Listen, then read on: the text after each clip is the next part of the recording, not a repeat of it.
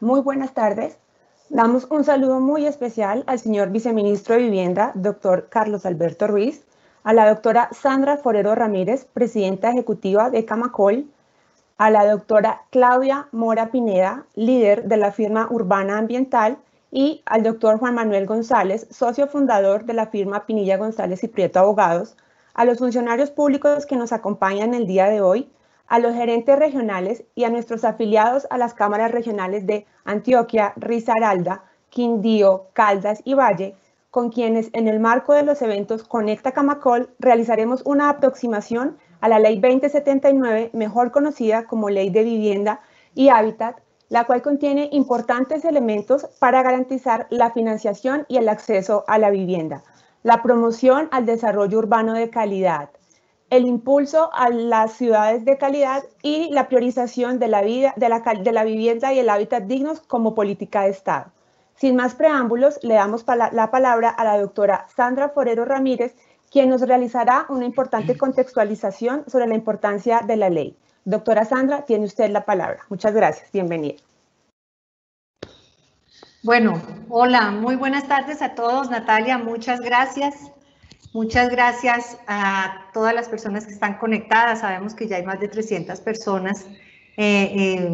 conectadas en un evento que nos convoca a todos y que nos interesa a todos. Un saludo súper afectuoso a nuestro vice de Vivienda, por supuesto, vice, muy bienvenido. Muchas gracias otra vez por acompañarnos hoy, a nuestros expertos, Juan Manuel González de PGP, Claudia Mora de Urbana Ambiental, ambos que nos apoyaron mucho en el trámite de esta ley, que hoy queremos, pues sobre todo es contarles a ustedes las oportunidades. Es una ley que llevábamos muchos años trabajando, sobre todo muy liderado por el ministro Malagón, era un compromiso del presidente, en lo técnico un trabajo profundo del equipo del vice, y hay grandes oportunidades. Lo que queremos es contar hoy esas oportunidades que nos da la nueva ley de vivienda y hábitat, no solo a los empresarios, sino al país, a los constructores, a los alcaldes, a los compradores de vivienda. Entonces, un saludo también a los funcionarios públicos que nos están acompañando y, por supuesto, a nuestras regionales. Hoy estamos haciendo esta mesa de trabajo con la regional Antioquia, Caldas, Risaralda, Quindío y Valle. Entonces, un saludo a Eduardo Loaiza, Angélica, a Angélica Orozco, a Víctor Baza, a Milena, que también de la regional Quindío, y Alexandra Cañas. Entonces, vamos a arrancar. Yo siempre hago una introducción muy corta, contándoles a ustedes los 3 elementos que nosotros hemos detectado como oportunidades, pero que no quiere decir que sean los únicos. Entonces voy no sé si empecé a proyectar o no.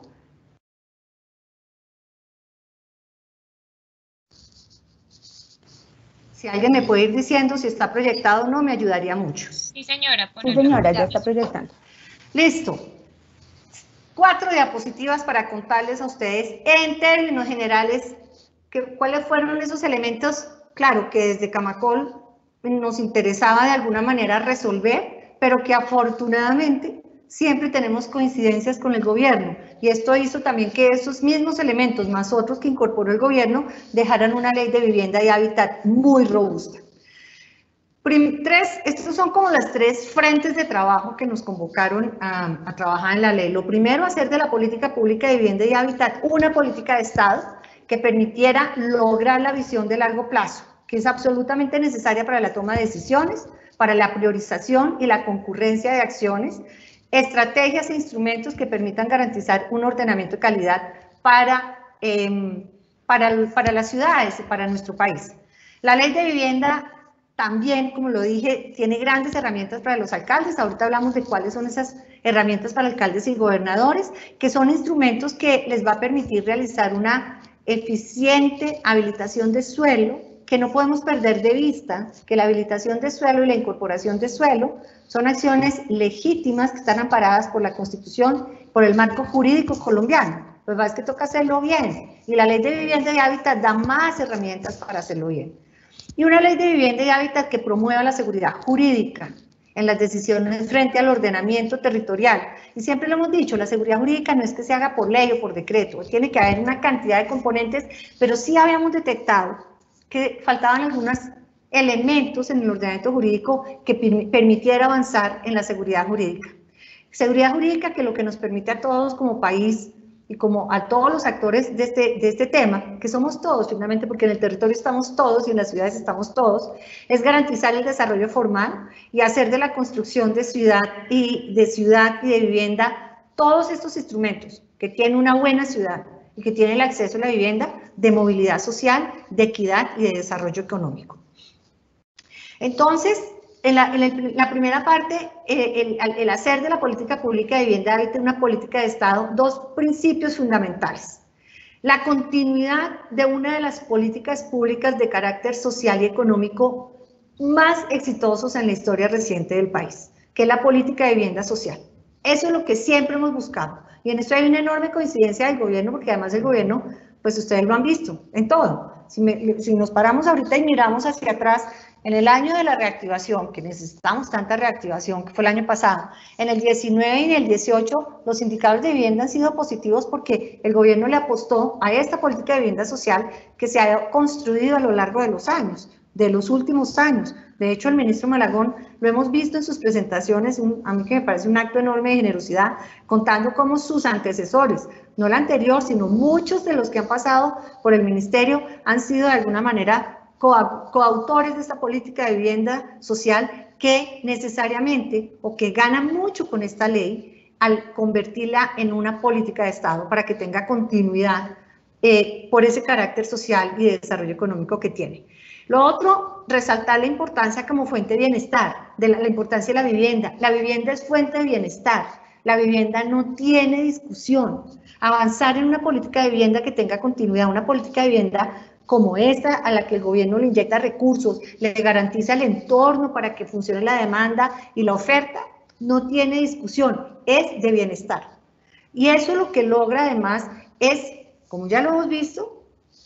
aprovechar los atributos que tiene esta vivienda, esta política de vivienda, para avanzar en la economía, para lograr crecimiento, para lograr ascenso social en los hogares colombianos, y otro de los grandes atributos sí es la generación de empleo. Entonces ahí la ley ustedes lo van a encontrar, el vice lo va a explicar y nuestros dos expertos, asesores también en varios de estos temas, cómo se incorporó esto en la ley, cómo se le garantiza eso a este tema que viene después, porque la primera es como el marco general. Esa política de Estado es para todos, para el comprador, para el constructor, para el alcalde, para el gobierno, para todos. Pero tiene un componente muy valioso para alcaldes y gobernadores, y es generar o fortalecer los instrumentos que ya venían en la ley, o generar nuevos instrumentos que permitan realizar una eficiente habilitación de suelo. ¿Y por qué siempre hablamos de esto? Porque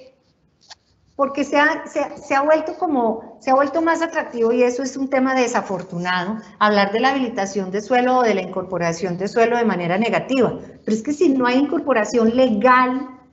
de suelo, pues no va a haber formalidad y no van a poder los alcaldes y los gobernadores cumplir con sus metas de vivienda.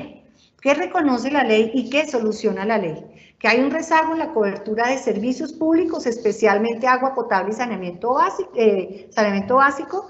especialmente en las áreas de expansión urbana y rural. Y eso es lo que más frena la habilitación de suelo. Que finalmente, ¿qué es habilitar suelo? Eso, darle normas que permitan hacer los proyectos formales, garantizar la infraestructura, garantizar que ese suelo incorpore o tenga en su interior todas las determinantes de ordenamiento, respeto a la estructura ecológica principal, que se define exactamente todos los servicios públicos, muy importante, agua potable y saneamiento básico, porque es donde más dificultades hay, todas las redes para la infraestructura vial, para la infraestructura de equipamientos urbanos, para todo esto, y todos los temas de riesgo, los temas de patrimonio, de bienes de interés cultural. Entonces, eso es lo que hace la ley, da más, como que reconoce esos problemas y genera instrumentos, fortalece los instrumentos para tener habilitación de suelo para el desarrollo de vivienda formal. En el tema de espacio público hay un tema que es fundamental, y es que si ustedes ven, los constructores formales del país siempre dejan, y esto no es nuevo, esto es una cosa que viene del ordenamiento jurídico, que es dejar las áreas de espacio público, las dejan, y se ha ido evolucionando. Sí, no son perfectas, sí, hace 10 años, y hay gente que dice, no, es que hace 20 años, mire lo que dejaban, listo, se ha ido evolucionando, pero lo que no puede pasar es que se pierda semejante oportunidad para que no queden adecuadamente incorporadas no solo en la cartografía, sino en la administración de los entes territoriales, esas áreas de espacio público, que haya una entrega material de las áreas de cesión, que esas áreas de cesión queden bajo la tutela de quien administra la ciudad para que las proteja, para que no haya invasiones, para que los ciudadanos aprovechen ese espacio público. Está la norma, pero necesitábamos ser mucho más contundentes en que se lograra superar los cuellos de botella para estos procesos de incorporación de las áreas públicas. La ejecución de cargas generales, este es un tema que ya afortunadamente, o al menos la mayoría de los actores que estamos en este tema, ya hemos superado la discusión de si es que toca dejar las cargas o pagar las cargas generales, eso está superado. Los constructores formales de este país tienen clarísimo que hay unas cargas urbanísticas, que hay unas cargas generales y también que hay una plusvalía. Pero lo que necesitábamos eran reglas claras para que esas cargas realmente queden incorporadas al desarrollo formal de la ciudad, que haya un desarrollo integral de las ciudades para que estén adecuadamente articuladas al desarrollo urbano formal y no se vuelvan las cargas un instrumento que es inviable o que inviabiliza los proyectos o que no le permite a los alcaldes realmente aprovechar lo que debe ser, y es que se aprovechen las cargas en el urbanismo formal. Y 4, los planes parciales. Gran discusión que se dio en el marco de la ley sobre si hay un artículo de incorporación de suelos. Nosotros hubiéramos apostado a ese artículo y le apostamos. No pasó, listo. Pero entonces sí necesitamos el plan B, que siempre debe haber sido el plan A, y es que tengamos planes parciales que sean ágiles, eficientes y efectivos. Y eso no necesariamente pasa en Colombia. Necesitamos porque son los instrumentos por excelencia de habilitación de suelo.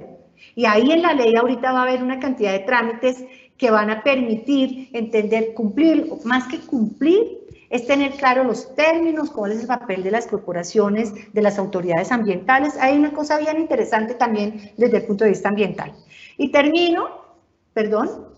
con promover la seguridad jurídica. Eso es muy importante. Ahora, la seguridad jurídica es una mirada integral de todo el problema. Pero nosotros, con varios ministros de justicia que nos hemos reunido en nuestra tarea legítima que tenemos como Camacol, de mejorar el entorno para los constructores formales del país, explicábamos cómo habían confusiones a veces entre actuación y acción urbanística, entre cargas generales y el tema de plusvalía, entre el tema de si se suspende un POT, qué pasa con los planes parciales, en fin. Y esta ley avanza en eso. Esta es una ley que promueve la seguridad jurídica, ese es un gran avance, una gran oportunidad que le da el gobierno al país, poniéndose la tarea de sacar adelante esta ley. La definición, como ya lo dije, de acción y actuación urbanística, que siempre ha generado confusión y que acá se resuelve para entender también cuando se habla de situaciones jurídicas consolidadas. En materia de planes parciales, ya lo dije, cuando la norma es aplicable, porque es que dejar esto a interpretación, voy a decir, de mucha gente, no, es mejor que esté en la ley y es mejor que entonces todos tengamos las reglas claras. Etapas del proceso también de los planes parciales que son fundamentales para nosotros que se sigan acotando para tener nuestro instrumento por excelencia para ganarle la carrera a la informalidad, es los planes parciales. Y el tema de participación democrática es un tema súper valioso. ¿Cómo es la participación democrática en la formulación de los planes parciales? Hay ciudadanos y hay sociedad civil que no siente que se esté dando una participación, que no siente que haya un proceso claro, que no siente que hay unos tiempos definidos para participación, y eso es valiosísimo. Los países que tienen los temas de ordenamiento mucho más avanzado, eso lo tienen claro y eso es garantizar una real participación democrática en estos procesos. Entonces, esta es una ley, como les digo a ustedes, es una ley de oportunidades que nosotros vemos que hemos querido hacer esto con nuestros equipos, con nuestros gerentes regionales, con todos los funcionarios que se conecten, acompañados de nuestro socio estratégico para esto, que es el Gobierno Nacional, en cabeza del Ministerio de Vivienda, Ciudad y Territorio, y muy cerca del viceministro Carlos Ruiz, que estuvo acompañando todo este proceso de la ley. Y bueno, muchas gracias, bienvenidos a todos. Y Nata, te doy la palabra para seguir adelante con esta mesa de trabajo, con este conversatorio sobre nuestra ley. Muchísimas gracias, doctora Sandra, por tan importantes reflexiones. Ahora le damos la palabra al señor viceministro de Vivienda, doctor Carlos Alberto Ruiz, quien nos realizará una contextualización sobre los principales aspectos de la ley con un especial enfoque en materia de financiación y acceso a la vivienda. Señor viceministro, tiene usted la palabra. Bienvenido.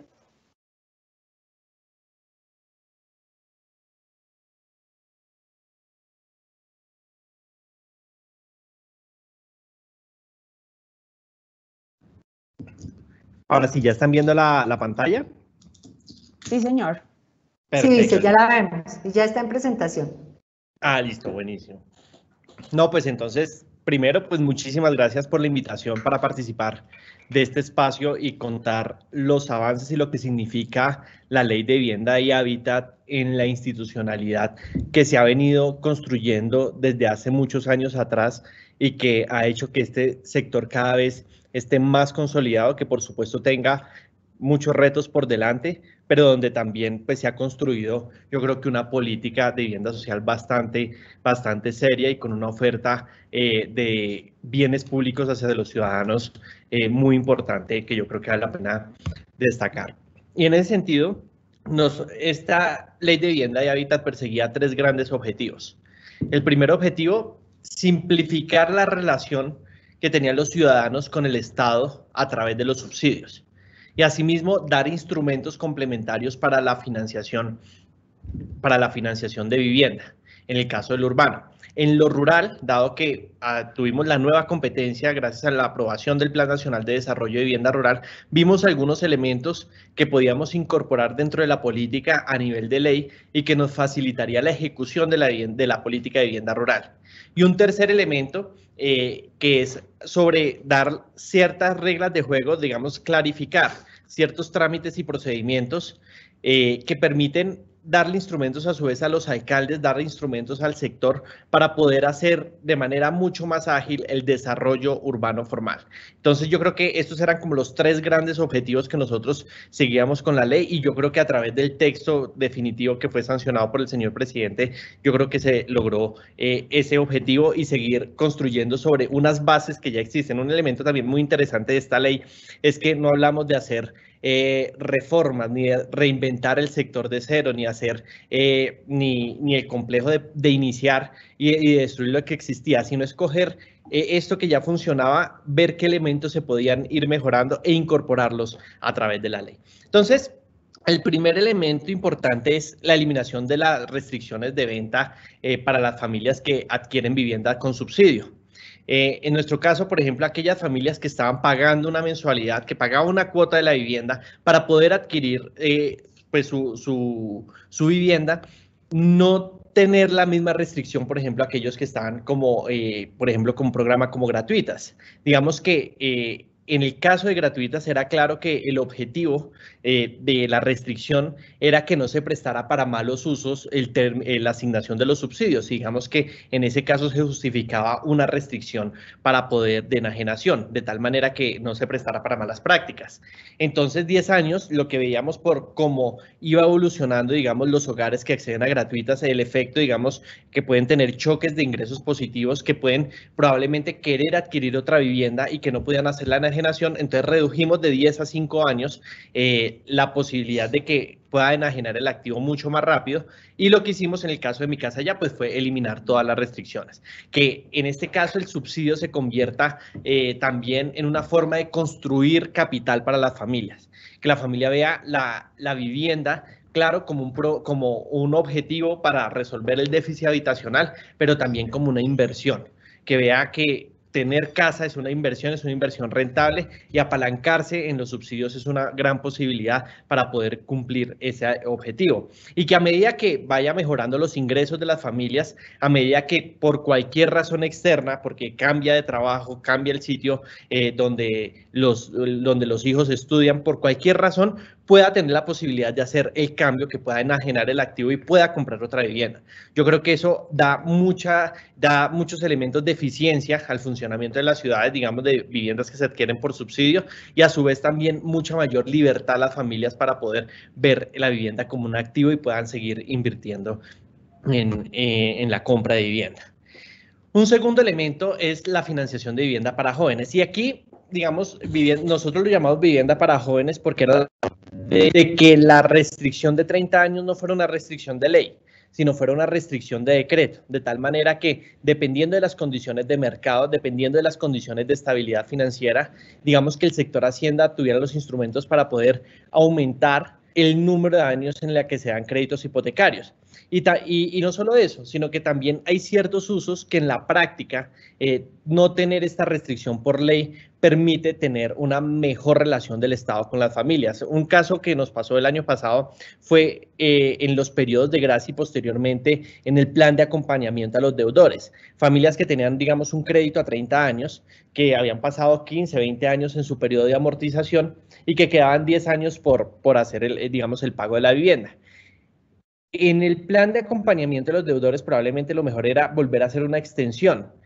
y no se podía hacer porque estaba la restricción. Por ejemplo, en casos puntuales tiene mucho sentido que se pueda hacer esas extensiones en los plazos y eso le facilita a las familias pues poder seguir manteniendo, digamos, el pago de la misma. Entonces, nosotros creemos que este tipo de reglamentación en general, todo lo que tiene que ver con financiación de vivienda debe ser a través de decretos reglamentarios que permitan ver cómo va evolucionando, digamos, el sector y poder ir haciendo los ajustes requeridos y no tener que ir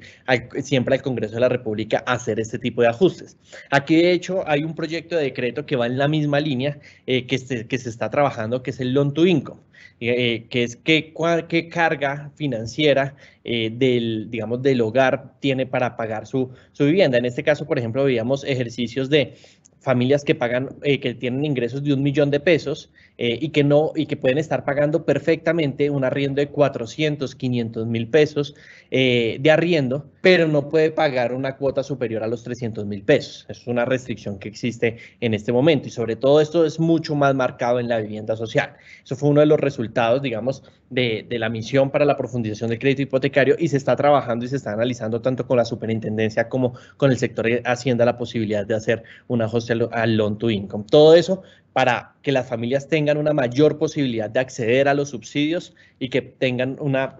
mayores instrumentos para poder hacerlo. Un tercer elemento, de hecho, de esta política de financiación está el artículo de garantías. Acá no lo tenía escrito en la presentación, pero yo creo que ese es de los más importantes y es de los más importantes para lograr que todas las familias colombianas puedan tener acceso a los subsidios. Nosotros, digamos que Mi Casa Ya es un programa que nos gusta muchísimo por el hecho de que le da a las familias la libertad de elegir en dónde vivir, poder elegir distintas alternativas, con cuál constructor trabajar, la vivienda que le parezca más bonita a las familias, donde esté la ubicación, distintos elementos en el proceso de toma de decisiones. Es un programa además descentralizado, donde el proceso de asignación lo hace la familia misma, que va, se acerca a una sala de ventas, se acerca a una entidad y hace todo el proceso y si cumple con los requisitos, que son requisitos muy sencillos, pues puede acceder a su vivienda. En eso nos gusta muchísimo. ¿Cuál es el reto? El reto es que todas las familias colombianas puedan acceder a Mi Casa Ya. Y en ese sentido tenemos, digamos, en el segmento formal se han desarrollado instrumentos complementarios como la concurrencia de subsidios, que sirve para que familias de menos de 2 salarios puedan acceder, pero nos queda un reto grande en el segmento informal. Ahí en eso estamos trabajando con distintas entidades territoriales, por ejemplo, la concurrencia con regalías en Mi Casa Ya Atlántico. Yo creo que es el primer ejemplo y va a ser muy interesante cómo evoluciona ese proceso para poder cada vez bajar más a las familias de menores ingresos, pero yo creo que hay un tercer ingrediente que va a ser fundamental y es la garantía. La garantía que definitivamente permite incluso a familias que ganan mucho menos de un salario mínimo poder acceder al cierre financiero, poder tener ese proceso de originación y a través de ese mecanismo poder acceder a los subsidios. ¿Qué hace la ley? La ley permite que el ministerio directamente pueda invertir en garantías, que pueda hacer un convenio directo con el Fondo Nacional y poder sacar las garantías para vivienda de interés social o para vivienda de mayor valor, y pueda permitirle a muchas familias poder tener acceso al crédito hipotecario. Y el tercer elemento es en el tema del déficit cualitativo, y es que muchas veces las familias no se estaban postulando a los mejoramientos de vivienda porque podían ser intervenciones focalizadas de un valor de pronto no tan alto y se perdía la posibilidad de poder acceder a un subsidio nuevo de vivienda. Con la ley lo que permite es que la familia pueda recibir más de un subsidio hasta que quede cubierto el déficit cualitativo. Yo creo que es un tema importante porque puede haber una intervención, por ejemplo, de pisos, pero puede haber problemas de la unidad sanitaria, problemas de cocina, entonces que puedan haber varias intervenciones hasta que quede cubierto el déficit habitacional, el déficit cualitativo. El segundo bloque, vivienda rural. Es uno de los retos más grandes que tiene el ministerio y es hacer un proceso de implementación exitoso de la política de vivienda rural. Como ustedes saben, ya salieron los resultados de la primera convocatoria, donde se hizo un ejercicio de agrupación para poder tener escala en la asignación de los proyectos, donde se van a adoptar las mejores prácticas en la ejecución de vivienda urbana hacia la vivienda rural, como la constitución del negocio fiduciario, como el elemento del pago contra entrega, y un punto que para nosotros era importante que estuviera en la ley, y es el de reconocer el costo del transporte en el valor del subsidio. La vivienda, nosotros veíamos que la vivienda rural debe llegar a las zonas más apartadas del país, debe llegar donde el Estado tiene probablemente una deuda histórica y donde tenemos que lograr llegar con esa oferta. Y una restricción se nos está convirtiendo en el costo de transporte. Si uno tiene que, si el subsidio se diluye en el transporte, queda muy poco para construir y eso nos podía generar problemas en que o no encontramos la oferta a quien se le mide a construir, o lo segundo, el que se le mide a construir pues no lo haga bien porque justamente se le encarece el costo del transporte y no va a tener los recursos suficientes para poder tener,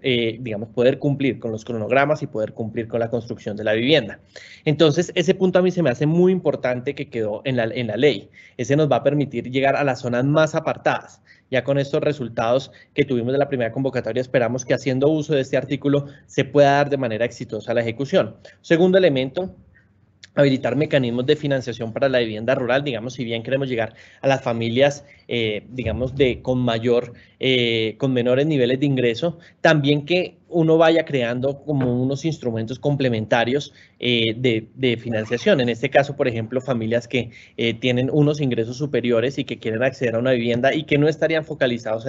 tal vez en una solución gratuita, que puedan acceder a través de un mecanismo de financiación, lo cual a su vez para el Estado pues es más costo eficiente y puede llegar a mayor número de soluciones. Y el tercer elemento, unos criterios de focalización, que para nosotros es muy importante, que haya una buena focalización de los subsidios de la política de vivienda rural, entonces por género, por etnia, por edad, por condición de discapacidad, incluso en el proceso de reincorporación también se dieron unas condiciones especiales para que fuera mucho más fáciles cumplir con la construcción en las antiguas CTCRs y así sucesivamente. El segundo elemento, el tema de los costos de transporte, como ya lo había mencionado, si hay fluvial, aéreo, incluso si en algunos casos toca utilizar animales de carga. En el proceso de Providencia nos dimos cuenta, y de manera más clara, lo difícil que puede ser construir cuando hay un costo logístico asociado. Que ese es uno de los casos tal vez más visibles, en el caso de cómo se puede, si uno no tiene un elemento diferencial de costo de transporte, pues se vuelve prácticamente imposible poder hacer el proceso de construcción de las viviendas. Y el elemento de la financiación, poder tener el tema del leasing, el crédito hipotecario, utilizar recursos del Sistema General de Regalías, es también la instauración de proyectos tipo para proyectos de vivienda rural, que sea mucho más fácil para las entidades territoriales poder utilizar los recursos en estas soluciones habitacionales y algunos mecanismos que faciliten la inversión privada. Y finalmente, este tercer tema, que va a ser un poco más profundizado por el doctor Juan Manuel, ahí sobre, que queríamos también que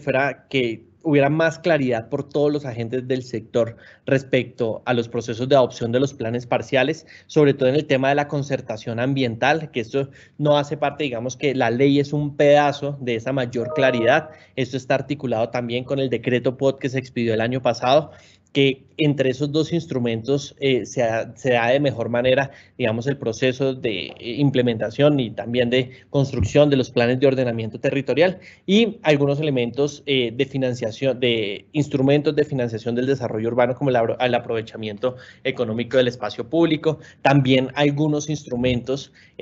para que las entidades territoriales puedan utilizar los recursos e invertirlos directamente, incluso a través de obras, que no sea,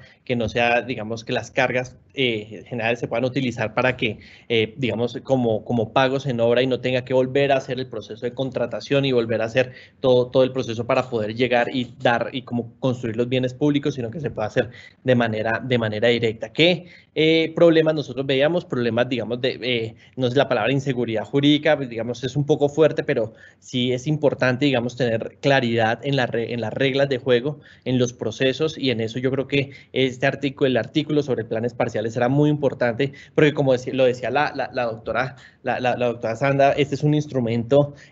fundamental para el crecimiento urbano ordenado. Y yo creo que facilitar la adopción de planes parciales pues va a permitir que las ciudades crezcan, pero luego crezcan de muy buena manera, y yo creo que en ese sentido este artículo va a ser muy importante.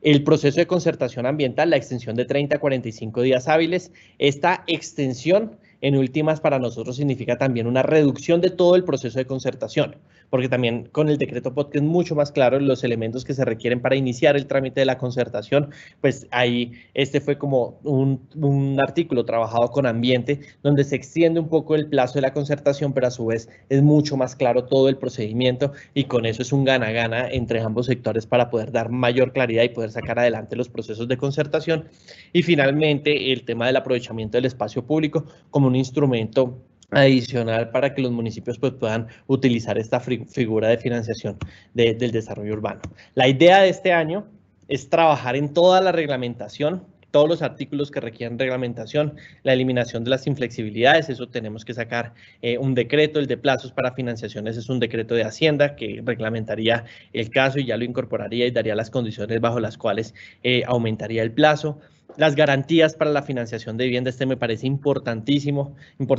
además pensar junto con el sector, junto con las entidades territoriales, que nos pensemos un programa de garantías para familias informales, para poder hacer que cada vez mi casa ya llegue a las familias más vulnerables y poder dar y garantizar también la continuidad de esta política pública,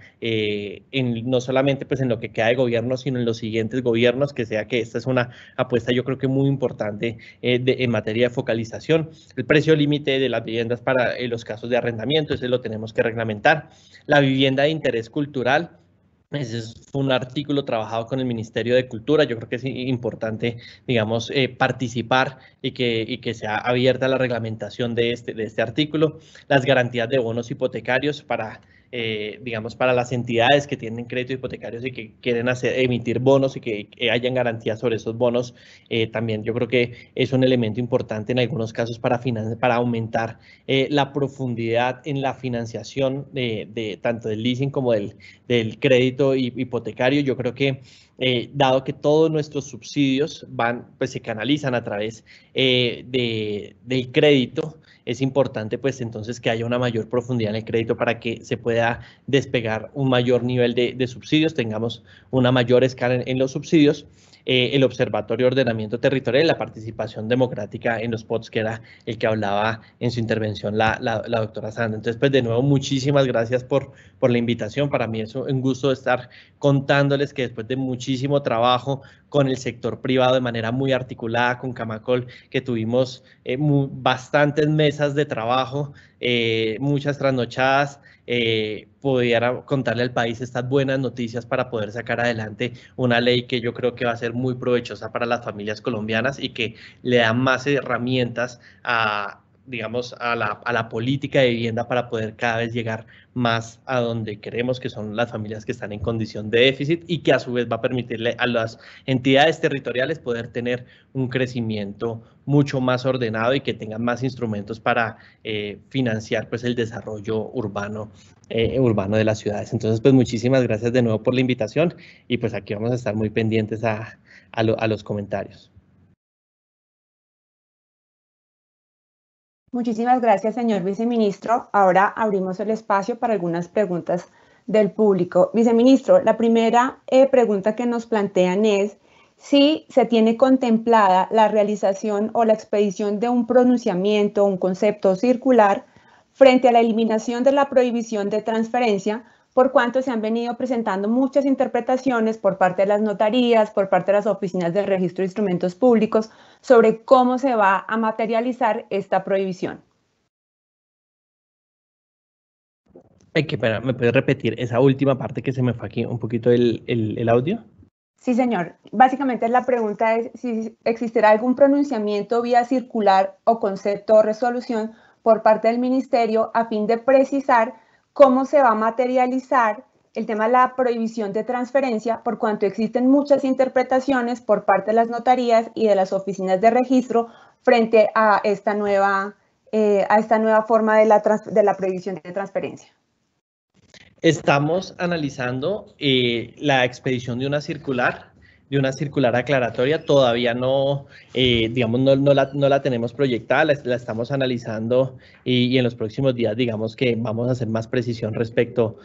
al tema y trabajarlo, digamos, con todo el sector para la expedición de esa circular.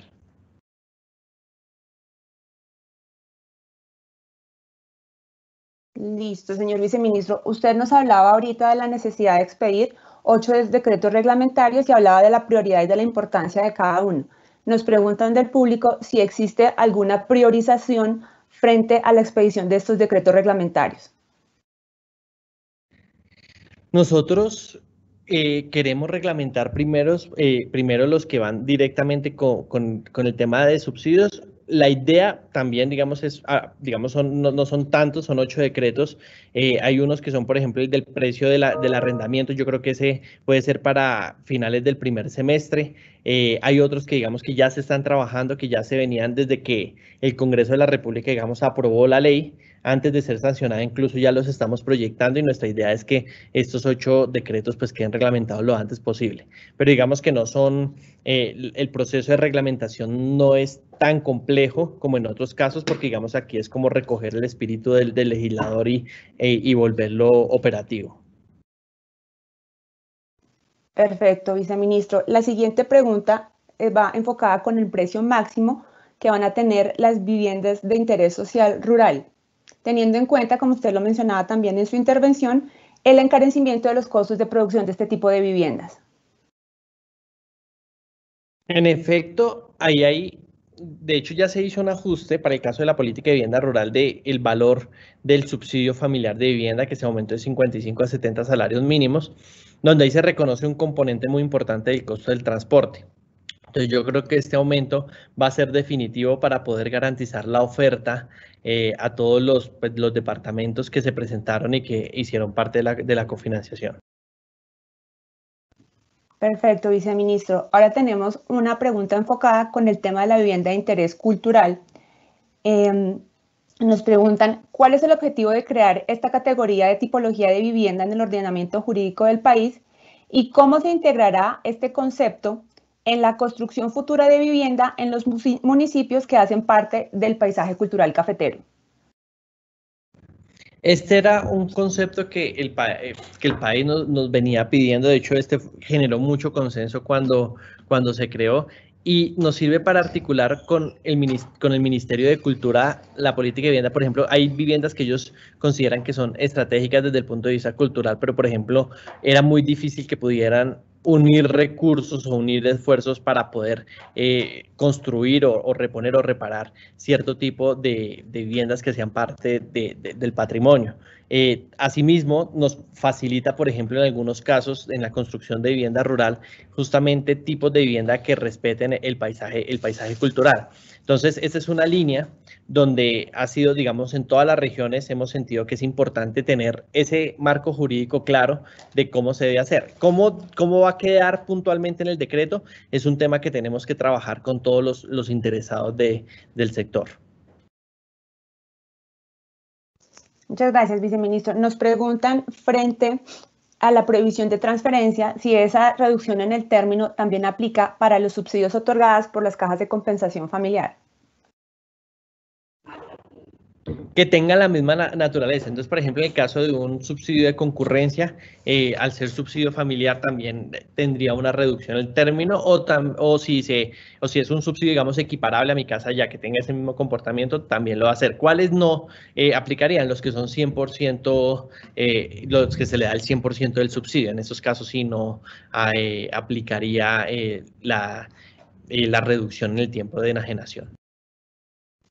Ok, viceministro, muchas gracias. Nos preguntan, retomando el tema de la vivienda rural, nos preguntan que si de pronto usted podría ilustrar un poco más a nuestro auditorio sobre la contratación y los procedimientos que se están llevando a cabo para la construcción de estas viviendas. Hasta esta fase arrancó la convocatoria a los municipios y los departamentos. Ya se tiene de la primera convocatoria 99 municipios seleccionados en más de 27 departamentos, donde casi todos los departamentos es una oferta de 200 viviendas y el Chocó una oferta de 400 viviendas, que fue después de dar el giro a todos los departamentos que se presentaron, y ahí quedaron con dos clústeres. ¿Cuáles son los siguientes pasos? Los siguientes pasos son ya la estructuración, digamos, muchos fueron cofinanciación por regalías, que el proyecto quede listo por regalías, y luego va a ser a través de un proceso público, de una convocatoria pública en el que se hace la elección de los desarrolladores, donde, como lo mencionaba en la presentación, queremos incorporar muchos elementos que fueron exitosos en la ejecución de la política de vivienda urbana a la política de vivienda rural. Perfecto, señor viceministro. Muchísimas gracias por su intervención y a todos nuestros acompañantes por las preguntas al señor viceministro. Muchas gracias. Ustedes, muchísimas gracias por la invitación. Vale, viceministro, mil gracias. Ahora le vamos a dar el uso de la palabra al doctor Juan Manuel González, socio fundador de la firma Pinilla González y Prieto Abogados, quien nos presentará los principales elementos que contiene la ley para el cabal ejercicio de la función pública del ordenamiento territorial. Doctor Juan Manuel, buenas tardes, muchísimas gracias y bienvenido. Natalia, muy buenas tardes. Muy buenas tardes al señor viceministro, al doctor Carlos Ruiz. Muy buenas tardes a la doctora Sandra Forero, presidenta de Camacol, a la doctora Claudia Mora, abogada muy querida por mí, gran ambientalista, y en especial un saludo muy especial a todos los asistentes de las regionales en este conversatorio. Voy a hacer una proyección de una presentación. ¿Me cuentan, por favor, si ya se está viendo? Sí, doctor Juan Manuel. Perfecto, muchas gracias. Ya se ve, sí. Perdón. Ok, muchas gracias.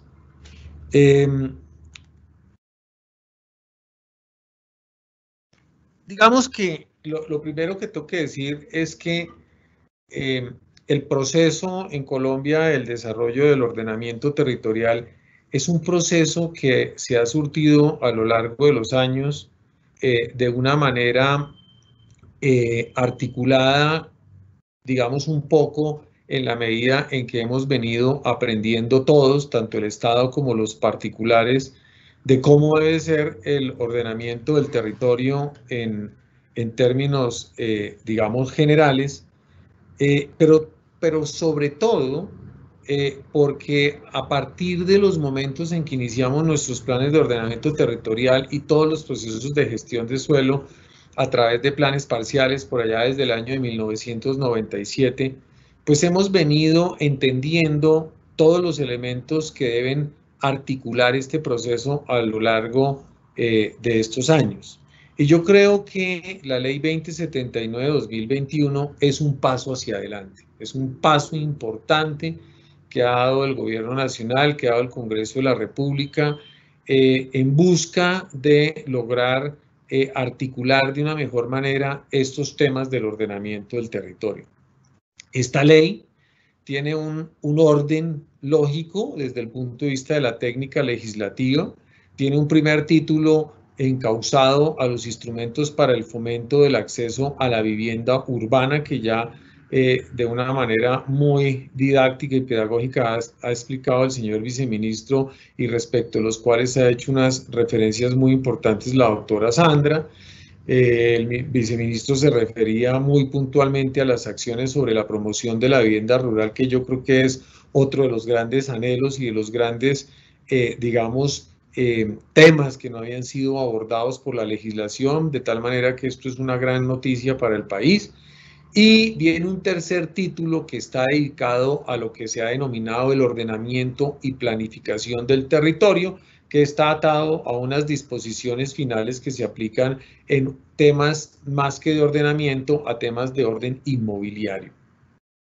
De tal manera que yo me voy a referir en esta parte de la presentación a ese título tercero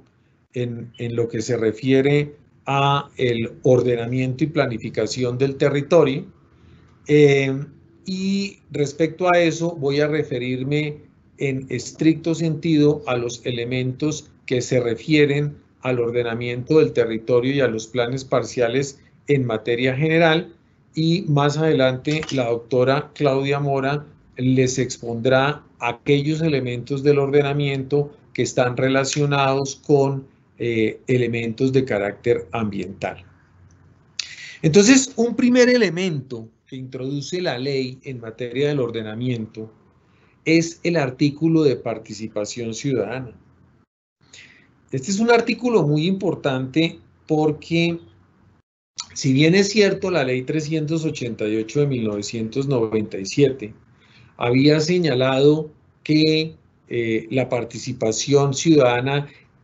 era una participación importante en materia del ordenamiento territorial, y que de alguna manera todos los instrumentos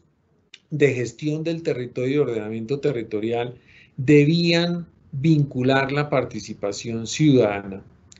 En este artículo se introduce una expresión sustancial, y es que el gobierno nacional queda facultado para reglamentar lo que ha denominado la ley los mecanismos que garanticen la participación democrática en la formulación de los planes de ordenamiento territorial. Esta expresión de participación democrática, que ha sido, entre otras cosas, utilizada en legislaciones foráneas, y por tanto esto tiene un ingrediente muy importante de derecho comparado en estos temas, se refiere fundamentalmente a que se haga una reglamentación clara y precisa de quién puede participar, en qué momento puede participar, cómo puede participar y qué derechos y obligaciones surgen de la participación. Y es muy importante tener en cuenta todo esto, porque es el reglamentar los mecanismos que garanticen esta participación le va a ofrecer seguridad jurídica tanto a los municipios como a la ciudadanía y a las organizaciones ciudadanas, para conocer con claridad cuáles son esos mecanismos que garanticen esa participación, de tal manera que a la hora en que se hagan los exámenes de legalidad de los planes de ordenamiento territorial, los jueces de la República, los jueces administrativos y en general todos aquellos operadores del sistema judicial que deban revisar la legalidad de ese procedimiento, ya no van a tener que inventarse o tener que hacer esfuerzos dramáticos para señalar si uno u otro mecanismo sí se debe considerar participación ciudadana. De tal manera que, en la medida en que esta reglamentación nos va a dotar de un proceso claro, de un proceso transparente en el tiempo, en el objeto, pues nos va a ofrecer una gran seguridad jurídica en nuestros planes de ordenamiento territorial. Pero, quizás un tema fundamental es lo que se denomina participación democrática, que está muy atado a una filosofía jurídica que está, digamos, cogiendo una gran fuerza en el mundo, que se refiere a la lealtad en la participación democrática, un principio fundamental en la construcción de seguridad jurídica, que básicamente consiste y que tendrá que ser regulado de una manera adecuada, en que todos tenemos derecho a participar, pero todos tenemos derecho a participar en un escenario de tiempo, modo y lugar específicos. Y si hemos participado en igualdad de condiciones en ese escenario de tiempo, modo y lugar específicos, y hemos expresado nuestro consentimiento, una vez que se adopta el instrumento, que ya fue un instrumento adoptado democráticamente, toda vez que tuvimos la participación democrática, yo ya quedo inhabilitado para utilizar otras herramientas que ataquen un instrumento que ha nacido a la vida jurídica de manera democrática. Es un poquito lo que hoy la doctrina constitucional moderna denomina la lealtad en la participación democrática, que le haría un enorme bien, o que le va a hacer un enorme bien a la seguridad jurídica en los procesos de participación ciudadana. Un segundo elemento fundamental en esto de planes de ordenamiento territorial, como ya lo señalé anteriormente, la doctora Claudia nos hablará ahora de una cantidad de las herramientas que fueron introducidas como modificación del procedimiento de planes de ordenamiento territorial, que exclusivamente fueron, aparte de esta participación ciudadana democrática, señalados en lo que se refiere al proceso de la concertación ambiental. En materia de definiciones, pues esta ley aborda una discusión que veníamos teniendo no solamente en la doctrina, sino especialmente en la rama judicial, respecto de qué constituye acción urbanística, qué efectos jurídicos tiene la acción urbanística y, a contrario sensu, qué constituye actuación urbanística y qué efectos jurídicos tiene la misma. Esto es muy importante porque acordémonos que una de las grandes virtudes de la Ley 388 de 1997 fue el abordar de manera completa lo que denominamos hoy como la función pública del urbanismo, que básicamente lo que hace es reconocer en cabeza del Estado, en este caso de los municipios o distritos, esa competencia fundamental y sustancial de establecer la reglamentación urbanística a través de las normas sobre usos y aprovechamientos del suelo, pero también la de tener dentro de la función pública del urbanismo la capacidad para actuar sobre el territorio. Lo que pasa es que esos dos elementos de la función pública de urbanismo a veces se confundían, en especial en la lectura judicial. Esta ley abordó esta circunstancia y generó una explicación clara de la diferencia que tiene la acción urbanística de la actuación urbanística. Esta diferenciación produce efectos muy importantes en materia, como lo vamos a ver, de, por ejemplo, la aplicación de la plusvalía, de los efectos jurídicos consolidados o no consolidados de las decisiones, y por supuesto es un gran elemento generador de seguridad jurídica tanto para las entidades como para los particulares. El primer elemento fundamental en esto es que en la definición de acción urbanística, pues esta ley, si bien es cierto, repite o básicamente mantiene lo que se había señalado ya en el artículo 5 de la ley, el artículo 8 de la ley 388 de 1997 en materia de qué constituye acción urbanística, deja absolutamente claro en materia de la acción urbanística que las acciones urbanísticas deben estar contenidas o autorizadas en los planes de ordenamiento territorial o en los instrumentos que lo desarrollen y complementen. Esta primera parte del artículo que complementa la ya existente, el ya existente artículo 8, deja claro que la acción urbanística es aquella parte de la función pública del urbanismo que le permite al Estado, a través de actos administrativos de carácter general, regular el uso y aprovechamiento del suelo a través de esas decisiones de acción urbanística. Lo que significan dos cosas fundamentales. La primera, como lo dice la ley de manera expresa,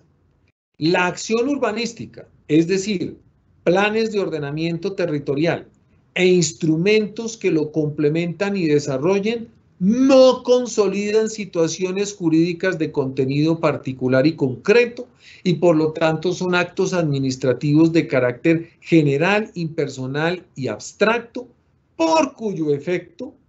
desde el punto de vista legal, no afectan situaciones consolidadas. Y el segundo elemento es que su construcción, como es una construcción de acción urbanística, como es una construcción de norma urbanística, no es una construcción política. Yo creo que esto es un salto en garrocha. Es una construcción, como dice la norma, toda la acción urbanística, ¿en qué se debe sustentar? Se debe sustentar solamente en estudios de carácter técnico. Por eso tienen que tener un documento técnico de soporte que se sustente en estudios jurídicos, ambientales, de servicios públicos y todos los demás estudios que se requieran para garantizar, primero, un conocimiento pleno del territorio que va a ser planificado, y eso es muy importante. No puede salir acción urbanística sin un conocimiento pleno del territorio que va a ser planificado, y segundo, tiene que tener viabilidad financiera. Y entonces, esta redacción de la ley ya nos lleva a una posición clara en materia de la acción urbanística, en el sentido que constituye un acto administrativo de carácter general, impersonal y abstracto que no consolida situaciones jurídicas, pero que construye la planificación del territorio no sobre la base política, sino sobre la base de los estudios de carácter técnico. Lo que quiere decir que no se podrán tampoco modificar estas acciones urbanísticas sin estudios profundos en estos temas. Pero lo más importante, con viabilidad financiera, de tal manera que esto permita construir planes de ordenamiento territorial, planes parciales, unidades de planes, etcétera, etcétera. Todos los elementos de acción urbanística sobre la base de que sean mecanismos para transformar el territorio con sustento técnico, con viabilidad financiera, que produzca efectos jurídicos. Y eso, sumado, constituye la seguridad jurídica en materia del ordenamiento. Y por el otro lado, en materia de la función pública del urbanismo, pues establece la actuación urbanística con una base fundamental en esto de la actuación urbanística, y es que en la definición de la actuación urbanística parte de un principio fundamental. La actuación urbanística está basada en la acción urbanística. Y eso tiene unos efectos de carácter legal importantísimos. Eso quiere decir que no puede haber actuación sobre el territorio sin previa acción urbanística. Y lo que significa eso, además, también, es que en el proceso decisorio de la actuación urbanística ya no hay discusión de los elementos de la acción urbanística. Y resulta que la actuación urbanística son ni más ni menos que las licencias urbanísticas. Y entonces aquí la ley lo que aclara es que las discusiones de acción urbanística, como quedaron definidas en la ley, de la malla vial arterial, de las alturas, de las volumetrías, de los repartos de cargas y beneficios, etcétera, etcétera, esa discusión democráticamente la damos en la acción urbanística. Cuando pasamos a la actuación urbanística, esa discusión ya no existe, porque la actuación urbanística únicamente se basa, ya no en la participación ciudadana, ya no en la participación democrática, sino en la acción urbanística. Si la norma urbanística permitió esto, Eso es lo que se debe permitir en la actuación urbanística y por esa razón entonces la ley expresamente señala que entonces estos actos administrativos de la actuación urbanística, a diferencia de los de la acción, sí consolidan situaciones jurídicas en cabeza de sus particulares y por eso origina una seguridad jurídica completa en materia de la licencia urbanística. Con estas condiciones, la presentación ahora de las relaciones que tengamos en materia judicial alrededor de las licencias nos cambia de manera importante. Con esto de verdad logramos obtener una orientación clara desde la propia ley en materia de hasta dónde llega la competencia en la acción, hasta dónde llega la competencia en la actuación y qué efectos jurídicos generan la una y la otra, no solamente en el Estado, sino en los particulares, originándole seguridad jurídica a todos los partícipes. Efecto importante en esto, por supuesto, ya nos queda claro que los hechos generadores de la plusvalía son de la acción urbanística, entonces pues no hay ninguna duda. Esto además queda muy acompasado. Curiosamente, esta ley sale muy cercana a la famosa sentencia de unificación de jurisprudencia en materia de plusvalía, que ya había dejado claro que las licencias urbanísticas no son hecho generador de plusvalía. Ahora nos queda mucho más claro con la ley cuál es el límite de la actuación, cuál es el límite de la acción y que el hecho generador de plusvalía solamente es de la acción urbanística. Y esto, por supuesto, creemos nosotros, va a resolver muchos de los enfrentamientos judiciales que hoy tenemos en el país alrededor de estos temas. En materia de procedimiento de los planes parciales, la ley aborda el tema en muchos elementos. Yo me voy a referir a los elementos que no tienen temas ambientales, a ellos se va a referir la doctora Claudia, entonces me voy a limitar a estos temas que se refieren a las condiciones del procedimiento genérico en los planes parciales. El primer tema fundamental en el procedimiento de los planes parciales, también encaminado a la seguridad jurídica respecto de los promotores, es que hace una reflexión alrededor de lo que se denomina una radicación completa e incompleta para efectos de contar los términos en los procesos de los planes parciales. Y el elemento fundamental de esto es que, por un lado, tenemos absolutamente claro hoy que una oficina de planeación va a contar con 30 días hábiles a partir del momento de la radicación completa del proyecto, que se prorrogan por 30 días hábiles más para aprobar los términos en que fue presentada la formulación del plan parcial. Esto tiene dos efectos fundamentales. El primero, un efecto en materia de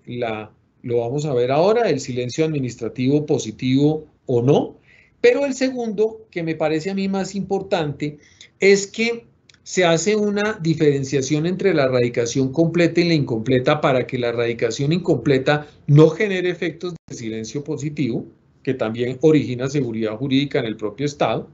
sino que la radicación incompleta, que tiene que ser claramente expresada por la administración, que tendrá que ser aquella cuyos documentos no constituyen aquellos a los que la ley se ha referido para la radicación. En la radicación incompleta no quiere decir que no pase nada o que me la puedan devolver o que pueda tener muchos procesos de interrelación entre la administración y el interesado, sino que en este caso la ley nos remite expresamente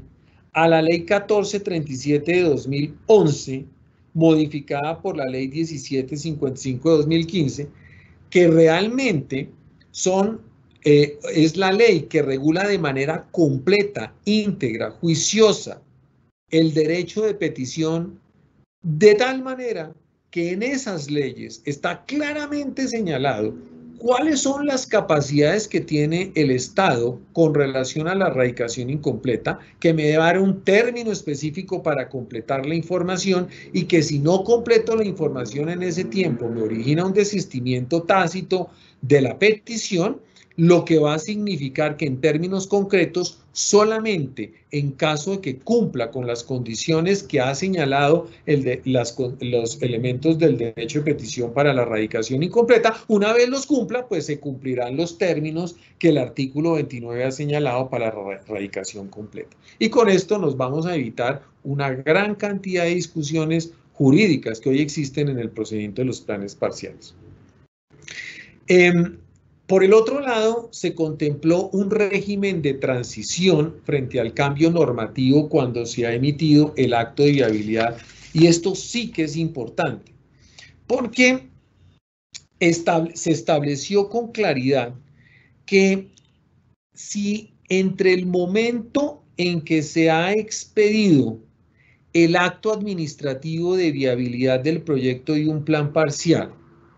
y su adopción, se cambian las normas urbanísticas en las cuales se encontraba sustentado, cualquiera de sus normas urbanísticas, el POT, el Plan de Ordenamiento Territorial, el Plan Zonal, etcétera, etcétera, etcétera. Si se cambia esa norma urbanística, queda claro, y ya no hay discusión alguna, en que el proyecto deberá ser adoptado y concertado con base en esa resolución de viabilidad. De tal manera que el proceso de concertación ambiental, que todos los procesos de estudio por parte de la administración e incluso el momento de aprobación del decreto se debe dar con base en esa norma anterior. Entonces, el punto sustancial de derecho normativo en planes parciales que estaba perdido en el tiempo quedó concentrado hoy en la resolución de viabilidad, que se puede obtener por acto administrativo expreso entregado por la respectiva oficina de planeación o por virtud del silencio administrativo positivo, de tal manera que ahora sí el silencio administrativo positivo en planes parciales produce un efecto jurídico claro. ¿Cuál es el efecto jurídico claro que produce hoy el silencio administrativo con base en esta ley? Que tendré derecho a que la norma que se va a evaluar para la concertación y para la adopción del decreto será aquella que se encontraba vigente para el momento de la interposición de ese silencio positivo. Y un segundo tema fundamental es que entre el momento de la expedición de la viabilidad de un plan parcial y su adopción, se llega a suspender por la jurisdicción de lo contencioso administrativo ese plan de ordenamiento territorial con base en el cual fue estudiado el plan parcial. El solicitante, el promotor, el propietario, tendrá derecho a que su plan parcial siga siendo estudiado con base en esa norma del acto de viabilidad.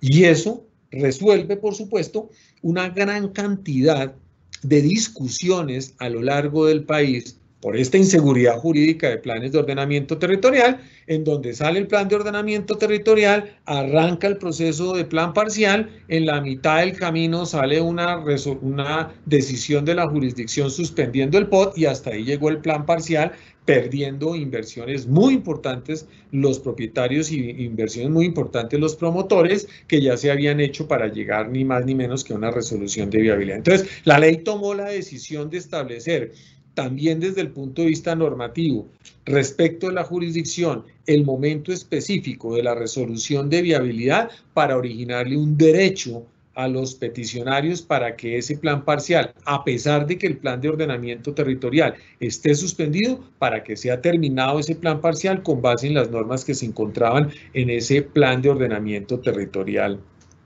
suspendido. ¿Cuál es la única excepción en ese caso? Pues que el propio juez en el auto de suspensión produzca un efecto distinto a la suspensión de ese acto inicial. En materia de financiación de las cargas generales, de las obras de carga general, la ley estableció yo diría que un sueño de claridad, no un sueño porque no existiera legalmente, es un sueño de claridad, un sueño de seguridad jurídica.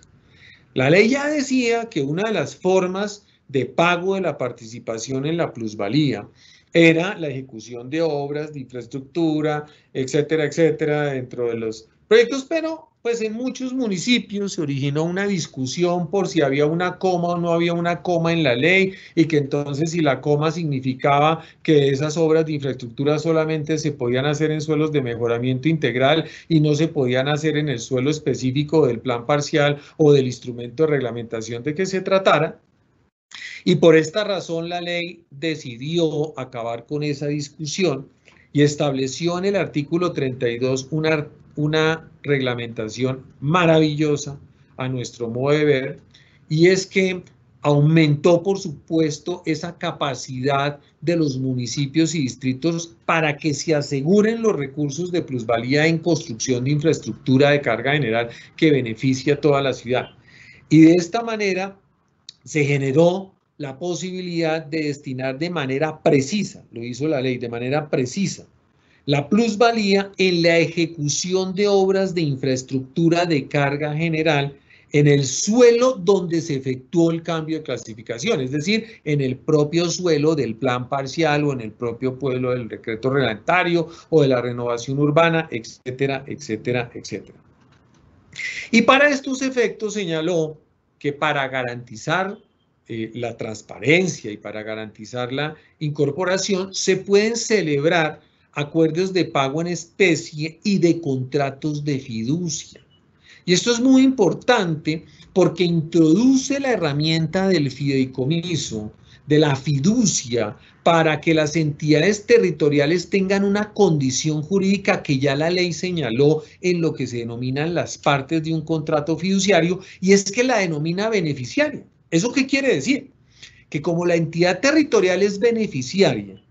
los fideicomitentes serán los ejecutores de la obra de plusvalía, por cuyo efecto es una fiducia de carácter mercantil, cuyo objeto será la ejecución de obras de infraestructura vial, de servicios públicos, área de recreación y equipamientos sociales, entre otras obras de carga general, lo que permite una apertura enorme al instrumento de gestión del plan parcial o cualquiera que sea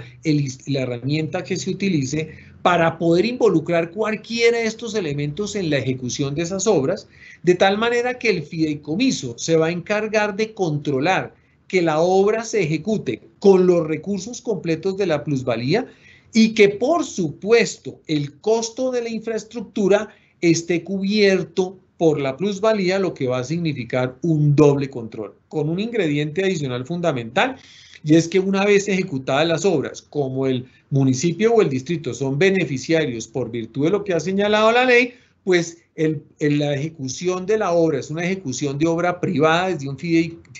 una fiducia mercantil, y la obra se vuelve pública una vez la fiduciaria le entrega la obra ejecutada al beneficiario, que en este caso es la entidad pública. De tal manera que es un artículo de verdad valiosísimo, valiosísimo, que yo creo que va a permitir un crecimiento enorme en las obras de infraestructura de carga general a lo largo de todo el país. Creo que en este artículo la ley le entregó a los alcaldes y a los distritos una herramienta poderosísima, muy poderosa, para mostrar resultados de corto plazo en la ejecución de obras de carga general. En materia de incorporación de áreas públicas, la ley hace un elemento fundamental, y es que dentro de la legislación anterior que estaba contenida en el parágrafo 5º de la Ley 9 de 1989, se establecía que la escritura correspondiente para efectos de la transferencia del dominio, de la incorporación de áreas públicas y entrega material de zonas de cesión, debía desarrollarse antes de haber el proyecto iniciado ventas. Esto, por supuesto, generaba unos problemas muy serios en todos los proyectos, pues porque desde el punto de vista económico, el cierre financiero es el que permite la ejecución de las obras de carga local, que son las objeto de incorporación de áreas públicas, y eso había originado que en muchos casos a lo largo del país terminaran haciéndose escrituras públicas con generación de áreas de cesión de proyectos que nunca habían llegado al cierre financiero, y por lo tanto el Estado se quedaba con suelos que no habían sido efectos de la ejecución de obras de urbanización y originaban unos conflictos jurídicos dramáticos que terminaban en acciones judiciales, en resiliaciones de las escrituras de cesión y todo eso que ustedes ya conocen. Entonces, el primer elemento fundamental aquí es que desde el punto de vista jurídico se eliminó esa exigencia de constituir la urbanización antes del inicio de las ventas, pero se reitera que la incorporación del espacio público surge de esos procesos de parcelación y de urbanización y de construcción establecidos a través del sistema del licenciamiento, que va a permitir a través de la reglamentación resolver aspectos como establecer ahora sí un procedimiento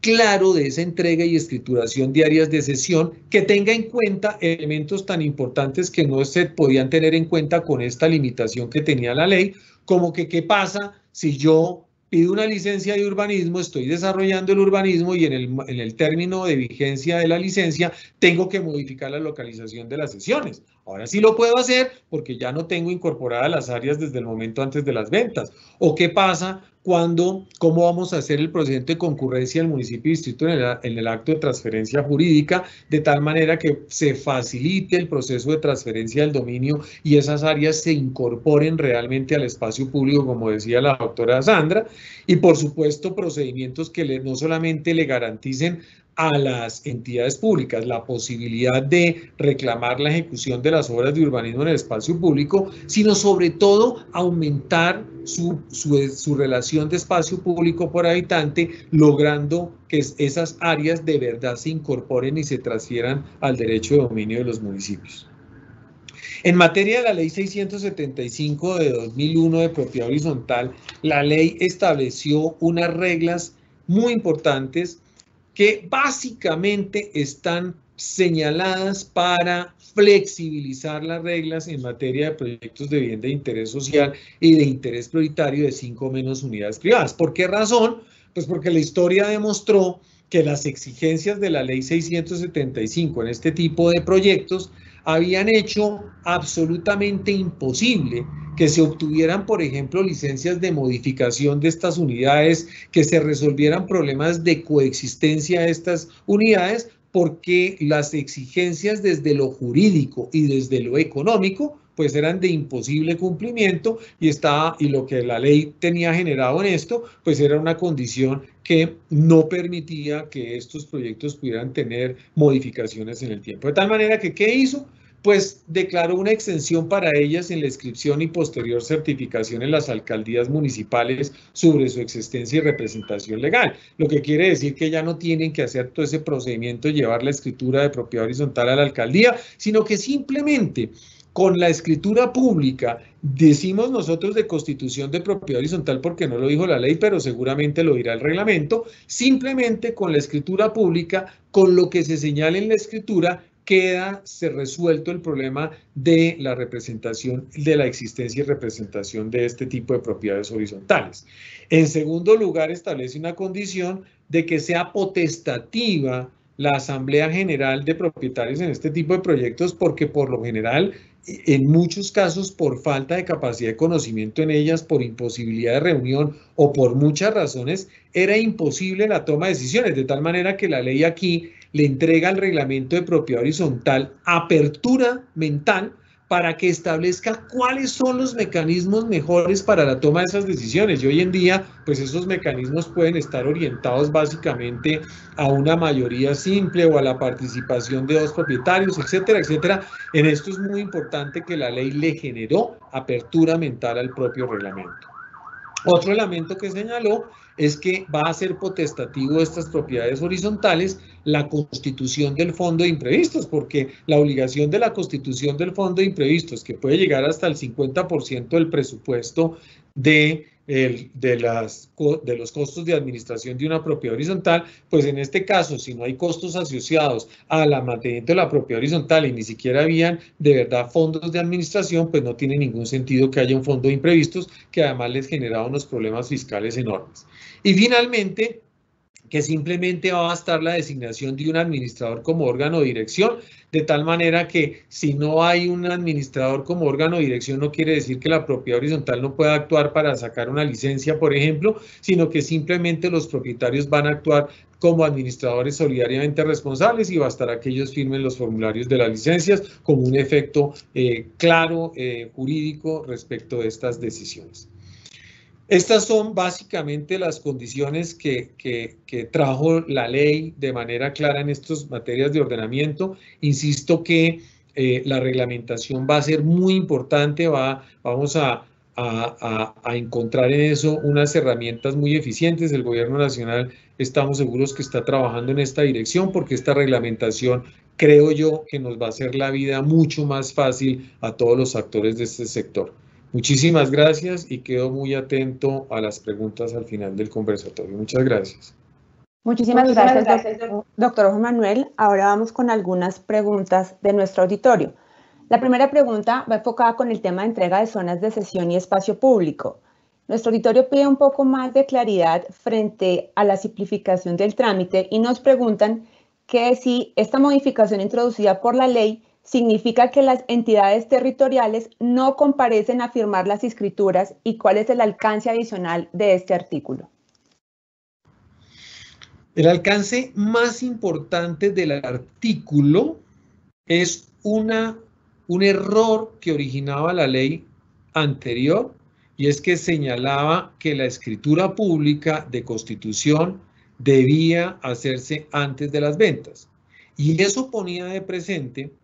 que, primero, desde el punto de vista jurídico, yo tenía que tener la licencia de urbanización, protocolizarla, generar las áreas de sesión en cabeza del distrito o del municipio, y eso originaba imposibilidad posterior en la modificación de estas áreas de sesión y de los demás elementos obligantes. El tema específico de la comparecencia o no comparecencia del municipio en la protocolización de la urbanización y por lo tanto la transferencia del derecho de dominio de las áreas de sesión es un tema que hoy está en el decreto reglamentario, por cuyo efecto, con base en esta decisión que tiene la ley, el Gobierno Nacional modificará seguramente la reglamentación en este sentido y ahí se podrán introducir esos cambios que permitan que se pueda hacer la protocolización del urbanismo sin la comparecencia del municipio para que queden incorporadas de manera directa a esas áreas públicas.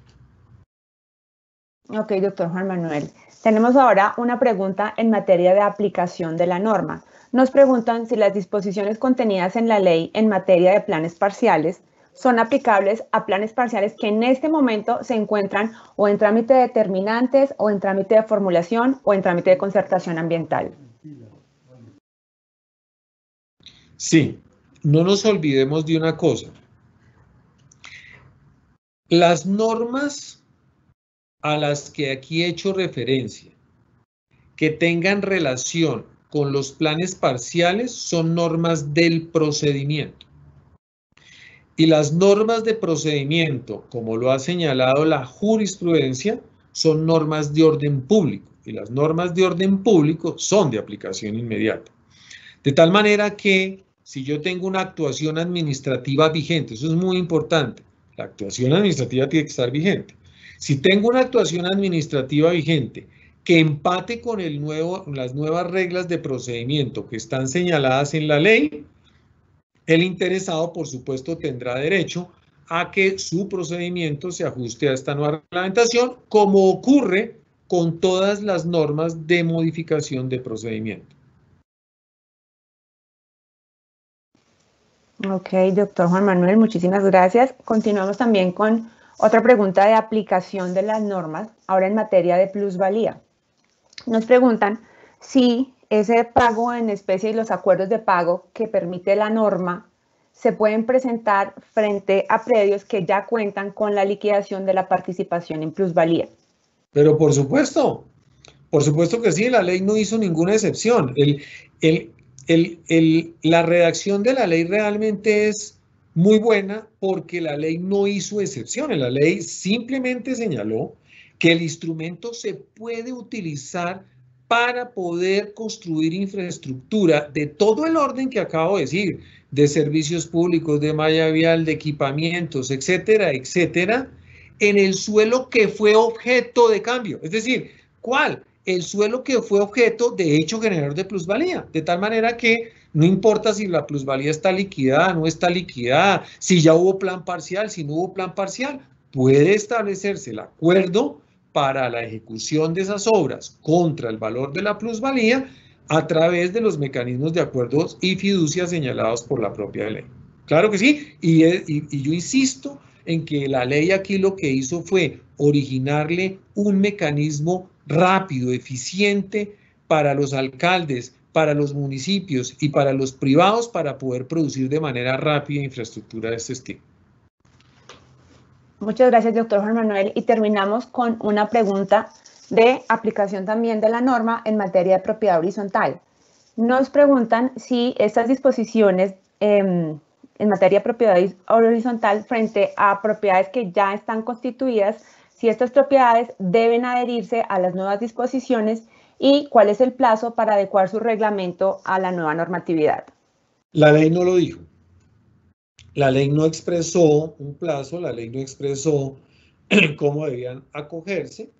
de tal manera que como la ley no lo hizo, pues será objeto de la reglamentación. Sin embargo, en esto pues podemos decir una cosa, y es que desde el punto de vista de la autonomía de la voluntad, no nos olvidemos que la constitución del reglamento de propiedad horizontal es expresión de la autonomía de la voluntad, que se origina inicialmente en el propietario inicial que constituye el primer reglamento, pero que se traduce en las etapas futuras o en la vida de una propiedad horizontal a través de la expresión de la voluntad de los titulares del derecho de dominio, de tal manera que acogerse a esta norma simplemente va a ser una expresión de la autonomía de la voluntad. Perfecto, doctor Manuel, muchísimas gracias por su intervención. Ahora le damos la palabra a la doctora Claudia Mora Pineda, líder de la firma Urbana Ambiental, quien nos presentará los principales elementos que contiene la ley en materia ambiental y de servicios públicos para una eficiente y oportuna habilitación del suelo. Doctora Claudia, bienvenida, tiene la palabra. Muy buenas tardes para todos. Doctora Sandra Forero, un saludo muy especial. Gracias por invitarme a este evento. Muchísimas gracias por permitirme participar en este proceso de trabajo arduo, me consta, con el Ministerio de Vivienda para sacar adelante distintas iniciativas en materia de ordenamiento territorial e instrumentos de habilitación del suelo. Un saludo muy especial también para el viceministro Carlos Ruiz y para mi colega Juan Manuel González por su presentación. Mil gracias.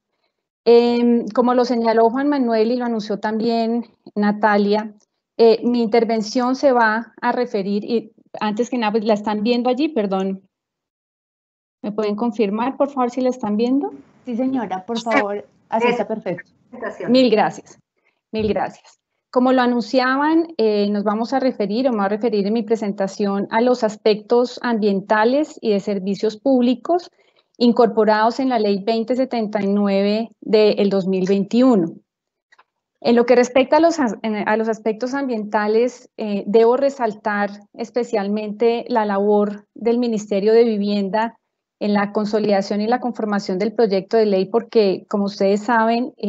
cuando hay iniciativa del gobierno, la presentación de los proyectos de ley que involucren otros ministerios, otras carteras, pues requieren una previa acuerdo, digamos, con esos otros temas y, por supuesto, la concertación de los aspectos ambientales que quedaron en la ley 2079 con el Ministerio de Ambiente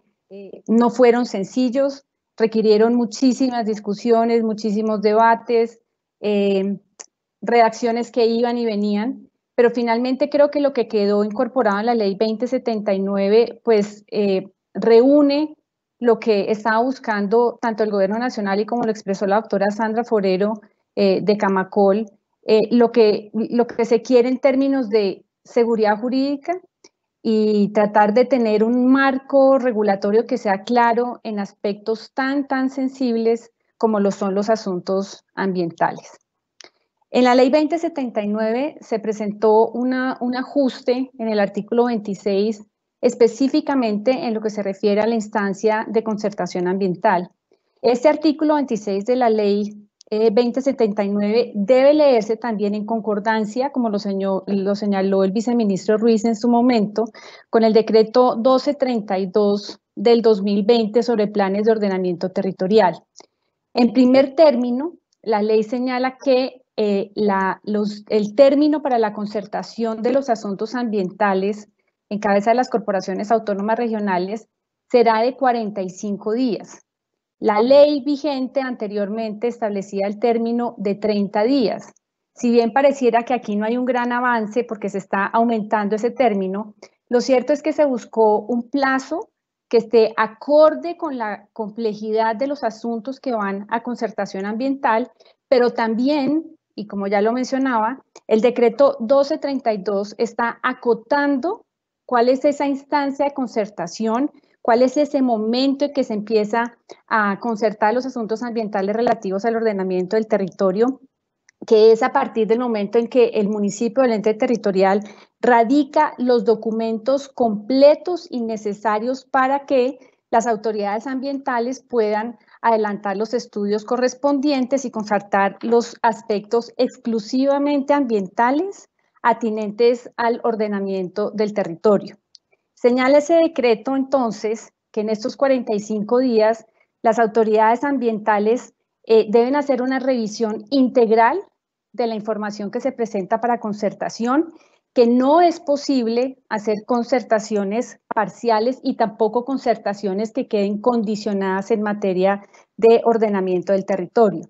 Las observaciones que hagan las autoridades ambientales en los procesos de concertación ambiental solamente pueden estar referidas a temas ambientales relacionados con el ordenamiento del territorio y, como se ha insistido de manera reiterada, deben estar sustentadas debidamente en estudios técnicos que permitan soportar esas observaciones que hacen las autoridades ambientales. De manera que estos 45 días que fueron, digamos, discutidos ampliamente con el Ministerio de Ambiente y a su vez con las corporaciones autónomas regionales, se considera que es el tiempo suficiente para que, con la información completa, las autoridades ambientales puedan hacer las observaciones a que haya lugar y concertar los aspectos ambientales relativos al ordenamiento del territorio.